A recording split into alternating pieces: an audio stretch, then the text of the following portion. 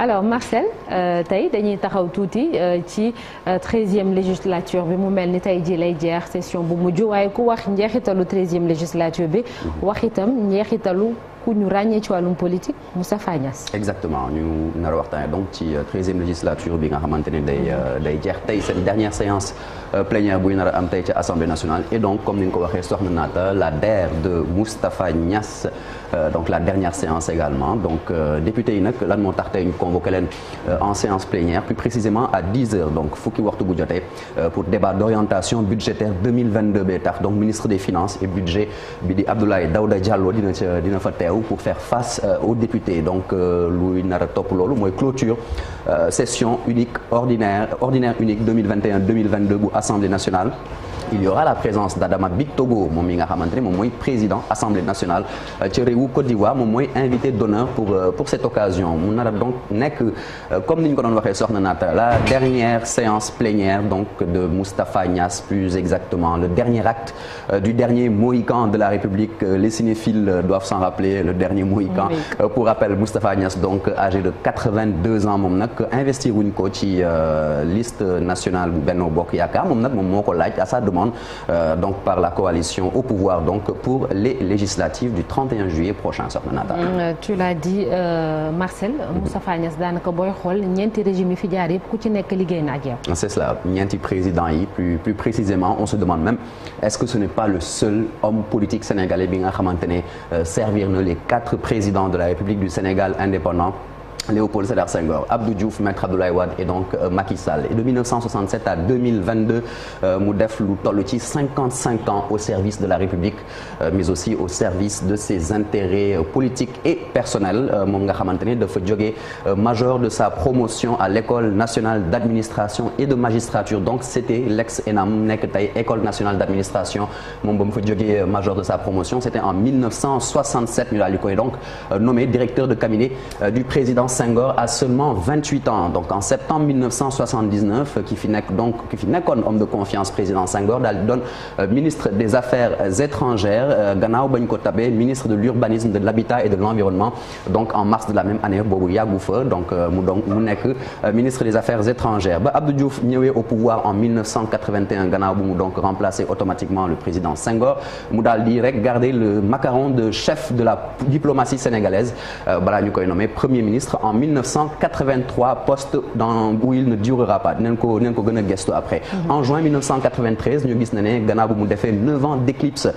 politique muy kii di Abdou Diouf daal di koy rapproché di ko proposé waat poste ministre des affaires étrangères mu mujj ko accepté pour mu koy doxal jusqu'en juillet 1998 et donc lors de la première alternance démocratique en 2000 au Sénégal nga xamante ne contribué na ci bu baax a baax gannaaw bu mu soutenir kii di maître Abdoulaye Wade au second tour et bien Niasse ñu daal di koy nommé premier ministre pour quelques mois encore on y reviendra 11 ans après donc divorce retentissant bi nga xamante ne jot na fee am ak maître Wade muy nar a jël une petite revanche contre ce dernier en soutenant son futur tombeur à la présidentielle de 2012 qui donc dit Macky Sall qui le fera élire plus tard président de l'Assemblée nationale soxna Naata. mooy li nga cof tuuti Martial rek moom jaar-jaaram mën nañ ko méngale li tubaab di wax faiseur de roi maanaam bu élection amee moom mooy jàppale kii ñëw ba toog. au fond loolu la ñu mën a loolu la ñu mën a jàpp ci ki nga xamante ne moom mooy Moustapha Niasse donc moom on peut dire que tout en gérant les affaires gouvernementales mu doon tamit nekk nit ku am solo ci wàllu politique parti présidentiel bi nekkoon Union progressiste sénégalaise balaa moo doon donc le parti socialiste moom nag ñu xamee woon ko comme une des figures de proue de ce parti socialiste là waaye nag mu daal di jànkonteel benn déception bu mag a mag dans sa carrière puis lorsqu'en mars 1996 il se fait chipper le poste de premier secrétaire et accessoirement dauphin de Abdou Diouf donc de ce parti socialiste donc Ousmane Tanor Dieng moom la ñuy nar a tabu pour mu nekk ko donc lors d'un congrès bi nga xamante ne ñu bëri dañu jàpp ne c'était un congrès sans débat en juin 99 ci benn texte bi nga xamante ne da ko intitulé je suis prêt pare naa mu daal di franchir donc le Rubicon annoncer démission du parti socialiste ainsi que sa candidature à la présidentielle de février 2000 sous les couleurs de son nouveau parti donc l'Alliance des forces de progrès AFP mu daal di jeexal nag troisième daal di soutenir Wade au second tour à la présidentielle de 2007 tamit mu daal di jeexalaat troisième bi nag mu daal di jeexal troisième derrière Idrissa Seck bi nga xamante ne on le considérait comme un novice en politique jamono jooju waaye boobu nag 2007 amul second tour donc pas de soutien qui vaille puisque Abdoulaye Wade on le rappelle il a été donc plébiscité dès le premier tour à nouveau candidat en 2012 mu daal di jeexalaat troisième décidément pour une troisième candidature la dernière de sa carrière politique et on connaît l'histoire mu daal di soutenir donc le candidat Macky Sall au tour suivant soxna Nata. mais booy xool ci carrière Marcel dafa mel ni li ci xaw a lëndëm tuuti mooy poste premier ministre bi mu occupé woon. exactement maa ngi ko doon wax sànq soxna Nata poste de premier ministre bi nga xamante ne moom la ñuy jàpp ne Moustapha Niasse il détient ce record absolu de passage éclair ci primature ndax par 2 fois ki nga xamante ne Kër Madiabel bàyyeeko moom dafa occuper poste premier ministre pour un temps très très court comme si dafa fekk ne rek malédiction moo ko doon topp ci poste boobu en 83 mu nekkoon premier ministre sous Abdou Diouf pour seulement 26 jours même pas un mois balaa donc ñu daal di supprimer boobu les postes et puis 17 ans plus tard mu nekkaat premier ministre sous donc Maître Wade pour 11 mois donc avril 2000 et mars 2001 boobu tamit matul sax benn at il a été donc remplacé on le rappelle par Mame Madior Boye te ci Macky Sall dafa mel ni ci la retrouver république bi ni mu ko bëggee woon xaj na depuis Senghor ba léegi. c'est ça on peut dire qu'il a rené de ses cendres ki nga xamante ne moom mooy voilà moom mooy Moustapha Niasse ndaxte dañ koy daal di réhabiliter sous Macky Sall depuis départ u Senghor justement ñu gis na ne que c'est sous ce régime que Moustapha Niasse daal di recouvrer benn stature au sein de la République digne de ses ambitions et appétence politique ñu koy daal di confier nag la tête de la coalition Benno Bokk Yaakaar aux élections législatives de 2012 puis de 2017 donc li ñu ko daal di dénk yooyu les rôles daal di fexe rek ba mu doon une figure emblématique de la politique sénégalaise ngir mu fexe daal en tout cas ba redorer blason ci wàllu boobu Niasse nekk donc président de l'Assemblée nationale depuis 10 ans loolu lay nar a def noonu lay nar a effectuer donc 2012 ba 2022 daal di koy installé en septembre 2012 au perchoir et il est réélu en octobre 2013 puis en octobre 2014 ensuite en octobre 2015 et enfin en septembre 2017 mu di benn honneur moom moo ko wax bu ñu sukkandikoo ci ay kàddoom et une marque de respect qui depuis ont obligé Moustapha Niasse donc à louanger assurer Macky Sall de sa reconnaissance et de son soutien indéfectible ñuy fàttali que dans une interview justement accordée à l'édition du jour du quotidien national Le Soleil qui dit Moustapha Niasse dafa mel ni nag pareegul ci carrière politique am le futur ex-président de l'Assemblée nationale déclare moom daal du nar a jóge ci politique léegi donc on se demande quel poste il va peut-être occuper pour la suite. Merci beaucoup Marcel Farba Maroun jërëjëf ci leeral et puis c'est cette question sax que je vais poser à Chérif Dia Chérif on a envie de savoir Moustapha Niasse bu toogaatee ci politique nan la fi war a mën a defaat laata ñuy delluwaat tuuti ci jaar-jaaram. Oui, dina waroo ak aussi bu leen fàttali au sein de l'AFP. Absolument aussi il allait passer la main. Bon tax on va se demander donc xëy na politique boobu mu wax ak naka la ci nar a taxawee par rapport ak li nga xamante ni déclaré na ko ci journal Le Soleil ndax parti bi quand même boo xoolee AFP wax ngeen ko biñ ko fi créé. ak taxawaay bi ñu ci amoon déjà appel 16 juin boobu ñu doon wax ak ñi fa nekkoon bari woon na quand même parce que c'est un parti boo xamante ni même boo xoolee actuellement fii ci Sénégal ñi fa jaar bari na mais après dem nan mais parti la boo xamante ni jar na tëggaat dafa nekk ci ay jafe-jafe. Mbaye Dione mi ci bokk moom la ñuy dalal. voilà di xam naa dinañ ñëwaat ci wàll woowu comme ni ko parti socialiste nekkee évidemment mais Moustapha Niasse moom taxawaayam fii ci Sénégal comme ni ngeen ko waxee je pense que c'est remarquable fii ci Sénégal ndax servir 4 présidents déjà fii ci Sénégal. mais si Macky Sall ci tamit homme d'état la loolu moom mënoo ko bañal et puis tamit xam na lu bari également loolu aussi il faut nit ñi di ko fàttali mais xëy na dafa waxut parce que ñoom formation bi leen tàggat comme ni ko Ousmane Tanor Dieng nekkee ak ñu ci bëri dañuy am ay bàmmeelu biir jafe-jafe nag amoon na surtout ci assemblée nationale ndax génération yi xamante ni ñoo ko fekk ñu ci bëri dafa chemin nekk seen i papa ci jamonoy politique ma doxoon xëy na des fois sax mu leen ko doon fàttali absolument des fois sax dafa mel ni ku doon wax ak ay doomam ay Mamadou Lamine Diallo des fois bu xawee gis sax mu fàttali voilà ay rappelé à l'ordre tension yi xawoon naa bëri yenn saa yi saagante yi fii ci assemblée nationale mais da doon toujours garder li nga xamante ni quand même moom mooy sérénité mais quand même ci assemblée nationale 10 ans yi aussi jafe-jafe yi ñu ci gën a ràññeeku mooy ay députés yoo xamante ni levé nañ seen immunité parlementaire muy loo xamante ni également c'est un record tey nag cérémonie ba xëy na gan nga moo ko nar a yàq muy Adama Biteko kooku moom ku ko dégg rek moom ci taarix moom am na lu mu fi bàyyi am na lu mu fi bàyyi ci passeport bi visa biométrique yi mais université Amadou Mahtar Mbow bi nekk fii moo yore woon chantier eggalewu ko. xam naa damay ragal fa xew a yàqu ndax loolu ndax député yi waru faa jël parole surtout opposition bi j'espère que ils vont l'interpeller sur ces questions quand même. oui Cheikh Tidiane voilà Alaaji Malick. waaye un grand homme d'État. un républicain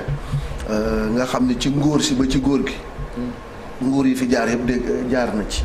donc def liggéey bu am solo sur le plan politique nekk un vrai soldat de la nation c'est vrai que jaar-jaaru politique moom dina am des hauts dina am des bas mais ci UPS ba ci parti socialiste ba egg AFP ba tey jii mu nekk président assemblée nationale il a un parcours de géant un parcours de titan. Ce que je retiens de lui c'est qu'on lui doit la première alternance politique de ce pays parce que je pense que génn bi mu génnoon parti socialiste deuxième tour bi mu yóbbu Abdou Diouf je pense que c'est là où tout a basculé. Il a joué. Et mënuñ ko histoire politique Sénégal moom je pense que personnage bu central la. mais Chérif li nga doon wax sànq naan lii c'est un peu contradictoire li mu wax ni du retiré wu ci vie politique bi ak li mu ne parti bi dinañ ko bàyyi ndaw ñi ñu jiite ko et tout mais peut-être xaj na feneen lay waxee nekk di conseiller président bi que ça soit Macky Sall wala di conseiller tamit ci biir AFP ci boppam ndax ndaw ñi ñu ngi koy wax boobu ba léegi xañ na politique bi léegi ni ñu koy defalee dañoo dem ba réer ay sa tong fi doon wax démb amuñu idéologie et tout ça peut-être liggéey boobu noonu la bëgg a def. oui bon on l'espère en tout cas du AFP moom parti la bu jar a tëggaat la loolu moom ça c'est clair beneen bi mooy ni nga ko waxee parce que moom président am na benn respect mutuel boo xam ne dox na seen biir même au sein de l'APR calli